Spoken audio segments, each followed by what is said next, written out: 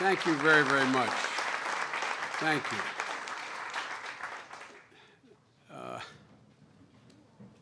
The reason Gene said that all about me is I've been taking advice from him for 20 years, and I've learned a great deal from him.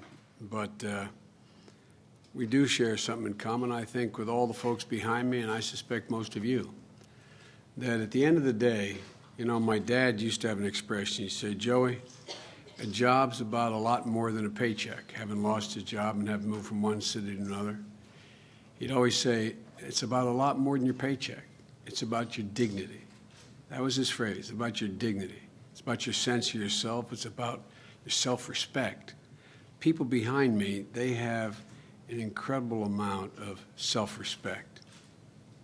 And they deserve to be paid in a way that reflects the dignity that they exude.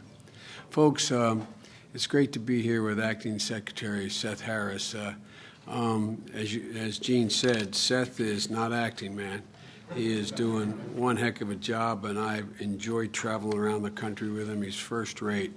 He cares a lot, and I'm going to really miss Alan Krueger. Alan is sort of the class of the field. I know he's going back to Princeton, and it's lucky for them, but we're going to miss him. But he also knows that he's not going to get away.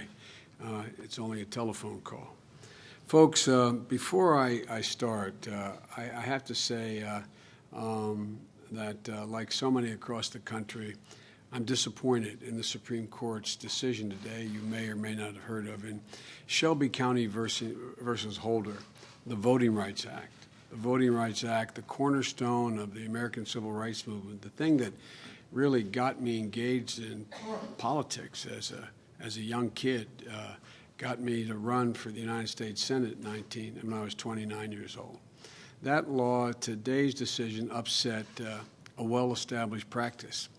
The Voting Rights Act has been repeatedly enacted by overwhelming bipartisan majorities in the Congress. For 17 years, I was chairman of or the ranking member of the Judiciary Committee. And every time it came up for reauthorization, we got support. If I'm not mistaken, the last time, Strom Thurmond voted to reauthorize it as well. No, I'm serious. So in 2006, it was reauthorized by unanimous support of the United States Senate and near unanimous support of the House of Representatives. And this support is based on a recognition that voting is a fundamental right. It's the foundation of our democracy. The Voting Rights Act has been critical and an effective means to guarantee that core right. As the Supreme Court acknowledged, we've made progress as a nation. The Supreme Court also recognized voting discrimination still exists. Between 1982 and 2006, the Justice Department blocked 700 changes in local voting rules, 700 changes, based on their determination that the changes were designed to be discriminatory. They discriminated. In 2011, South Carolina passed a law requiring voters to show certain forms of ID at the polls. The Justice Department objected to the law. At the trial, showing that there were 60,000 black voters in the state who would have been denied the right to vote the day the law took effect. But folks, as we move forward, let's remember that not all the Voting Rights Act was struck down. The court, I won't go into the detail of the decision, but it says the Congress can pass new legislation. They struck down a section that talked about new regulations ensuring that every American has equal access to the polls. We're going to work with Congress in this effort, and the administration can do everything in our power to ensure fair and equal voting processes are maintained. So there's a lot of work that's going to have to be done, but it's nonetheless disappointing that the court made the decision it did. Now I want to move on to the reason why we're all here, and I apologize for everyone for moving to that first, but I want you to picture, and I know that Alan and Gene have spoken to you already, but I want you to picture an American kitchen table in the 1930s. I think of my Grandpa Finnegan's table in Scranton, Pennsylvania. For real. 5 kids, 1930. But go back and look at your grandparents and think of when they sat around the table, some of you with backgrounds not dissimilar to mine. There's several children sitting in exhausted silence, the light of childhood dimmed in their eyes from the long hours and dangerous work. They were working in a factory on a slag heap in Scranton. My family did not. There's a chair sitting empty because one of the parents is still at work, putting in a 16-hour day. And even though everyone in the family is working, there's not enough food around to go around to fill that table, fill people's stomachs. But there is hope. There was hope. On the mantle, there is a picture of President Franklin Roosevelt, who promised that he would do something to eliminate, in his words, child labor and long hours and starvation wages. That was his quote. So in 1938, with the first female secretary in a cabinet, Frances Perkins, the Department of Labor, they acted. The Fair Labor Standard Act was passed. It outlawed oppressive child labor. It set a 40-hour work week, and it set a minimum wage of 25 cents per hour. Now, at the time, many said this would lead to job losses, and it was downright un-American. Seriously, listen to the rhetoric and see if it sounds familiar to you. In 1938, Senator Arthur Vandenberg said that this was what he called a fascist bill. Here's what he said, we are driven closer and ever closer to centralized authoritarianism, a centralized authoritarian state with its tyranny of oppressive government-blessed monopolies, end of quote. 7 decades later, we're still hearing the same kind of arguments. In 2007, Congressman Jeb Hensarling said, and I quote, we can have either maximum opportunity or we can have minimum wages. We cannot have both. You know, it really doesn't matter that the GDP has grown 600% since that law was enacted. Every time we update the law, particularly the minimum wage, we're told it will be the death of the American economy. In 1955, Barry Goldwater said the rise of the minimum wage would mean, and I quote, economic chaos for the very people we're trying to help. That's always the great argument. You all are going to be hurt by what we're going to do.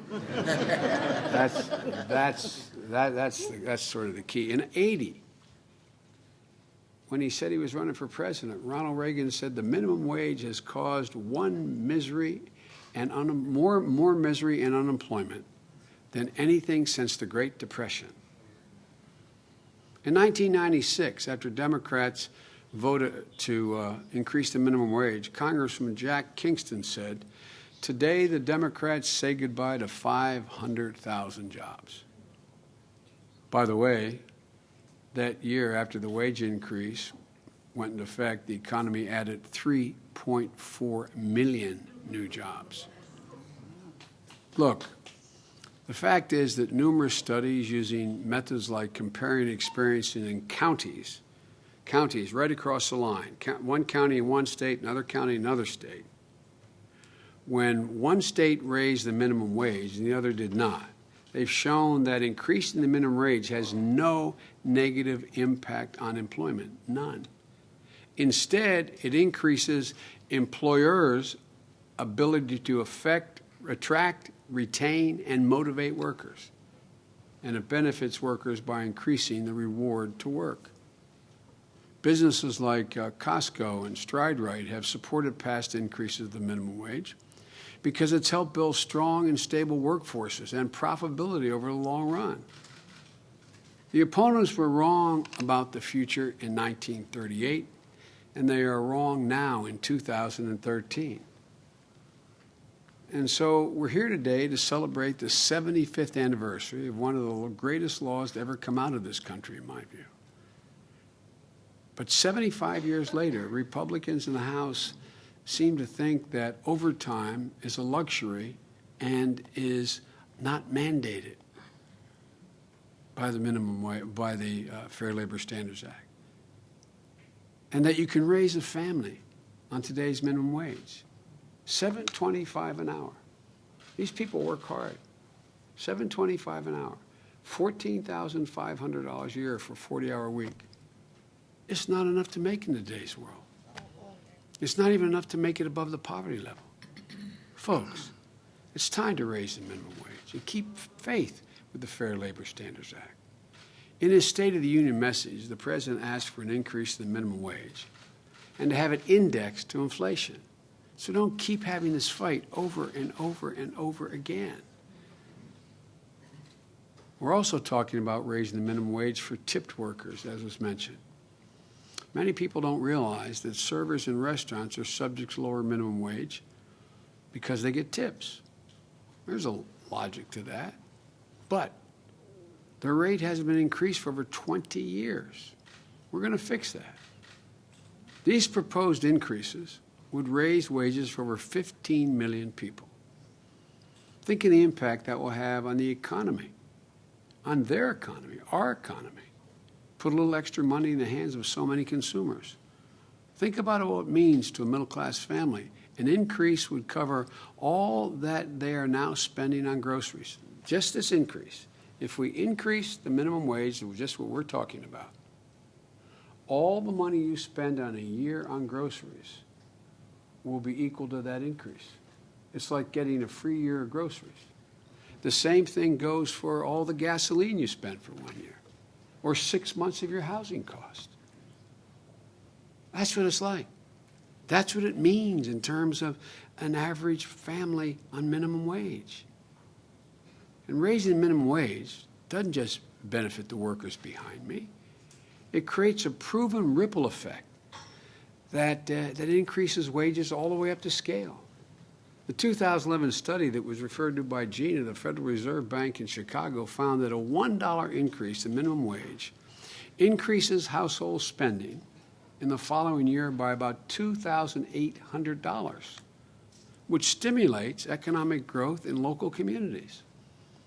Some of the nation's leading economists, beyond Gene and Alan, Lauren Katz, Richard Freeman, Joseph Stiglitz, Laura Tyson, argued that, quote, low-wage workers spend their additional earnings, potentially raising demand and job growth.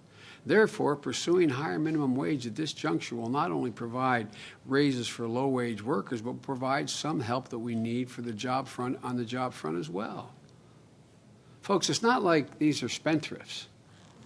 It's not like, you know, when you say, well, these guys will go out and spend the raise. They spend the raise to try to make sure they got enough food on the table. They'll spend the raise to make sure that they can keep the heat up during the winter. They'll spend the raise to make sure that they can make it. They'd like to be able to save it, but they have to spend it to make it. But the effect is that ripples all through the economy. It doesn't just benefit them. This ripple effect, once a higher wage floor is set, workers higher up the chain are in a better position also to see their wages raised. And minimum wage workers are not able to keep up. The value of the federal minimum wage, which was already mentioned here, has decreased by 30% since 1968. In other words, all they're asking here is for just pay me minimum wage what you paid folks in 1968. Think of it in those terms. They're not asking a whole heck of a lot. In 1980 alone, increases in inflation eroded the 81 level by 27% by 1989. The argument always used by a Republican president, only workers making the minimum wage are teenagers. How many times you hear the teenager? I used to, in the Senate, always hear this argument. Well, you know, they're just stocking shelves, these teenagers, and you're going to put the local hardware store out of business. And guess what he's going to do? He's not going to hire teenage workers, he or she. They're going to let them go, and so there'll be less employment. It's always here. Well, let's get the facts straight. 20%, only 20% of the people making the minimum wage are teenagers. The rest are hardworking adults, many of them with families, and I mean hardworking. Talk to a janitor who has to pay for his own uniform while earning the bare minimum wage with backbreaking work. Talk to the hardworking people who get behind me, gather here today. One other fact, about 60%, as was pointed out by Gene, because we both have a passion related to this, are making the minimum wage are women, a lot of them with children.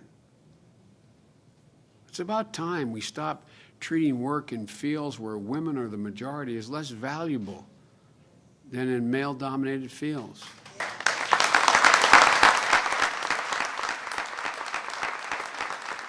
Look, I have two brothers and a sister. I had the great pleasure of my mom living with me in her final years.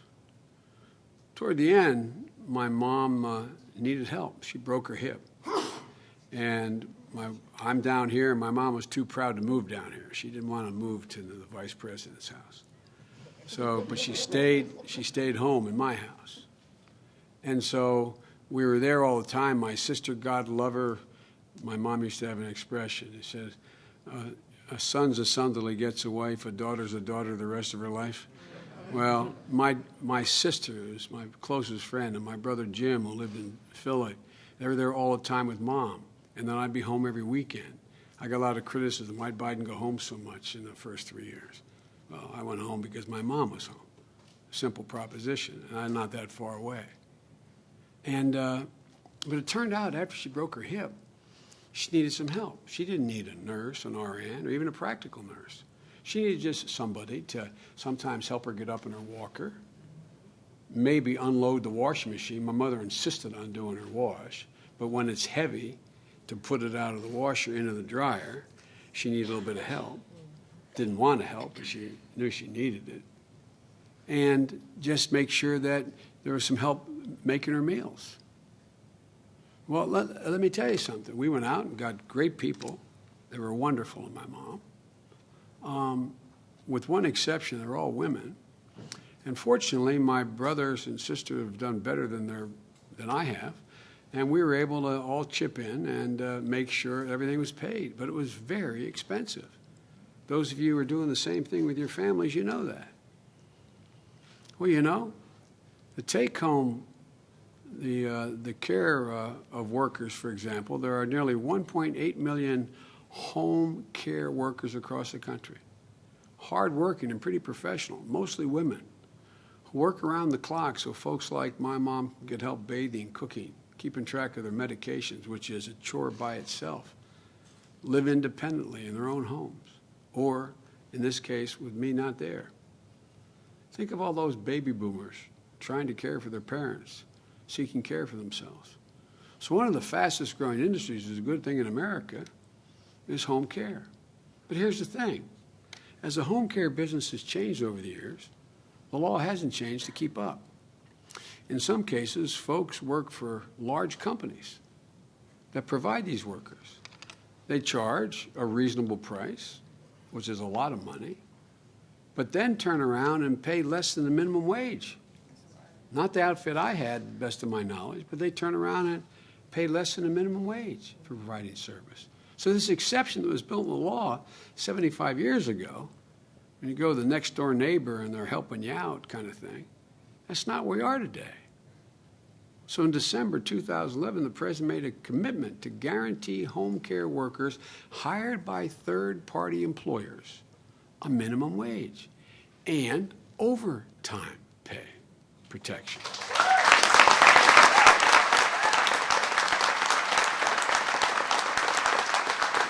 And now we're following through on that promise.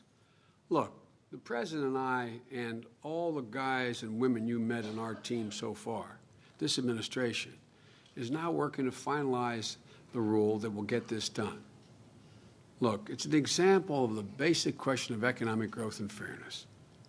Shouldn't someone working 40 hours a week be able to make a wage that's above the poverty level? I mean, it's not, it's just, you know, it's not dignity. It's not about dignity. It's about decency. I mean, working 40 hours a week. It's just that simple. American workers built this country. The folks behind me and those who went before them built this country. And so we got to continue to support them. The Fair Labor Standard Act is as relevant today as it was the day it was passed. And this is worth the fight. And looking out at all of you, I'm confident we have the better side of the argument and the better side of the Army on our side. And so, folks,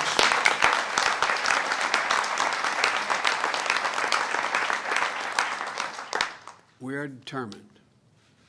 It's wages, it's overtime, and it is decency, and it's about, at the end of the day, as Gene said, and his book does focus on, the whole notion of dignity. Just simple dignity. No man or woman who works 40 hours a week should go home and look at their kids and say, honey, we got to apply for food stamps. We got to apply for this particular help or that particular help. No one wants to have to do that. Nobody wants to do that. Want to make it on their own. And folks, that's all this is about, a fighting chance. So God bless you all, and may God protect our troops. Thank you so much.